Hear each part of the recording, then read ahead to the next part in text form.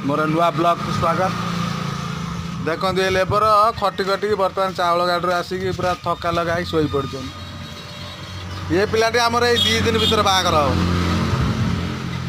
आउ 2टा पिला आमर से कार्यक्रम लगी देखो भाई लाइक सब्सक्राइब भूलिए बाय बाय टेका धरी बुला जाई आमर गाड़ी से ठिया होइछि आ बाकी जा अच्छी ये अलोड हम ये छिड़ा आम गाड़ीटा।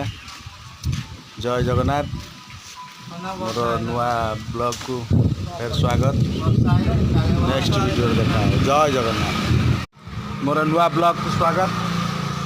देखो ये लेबर खटी खटी बर्तमान चाउल गाड़ी आसिक पूरा थका लगा शोई पड़। ये पिलाटी आमर ये 2 दिन भर बाहर हो आउ 2टा पिला आमर से कार्यक्रम लगी देखो भाई लाइक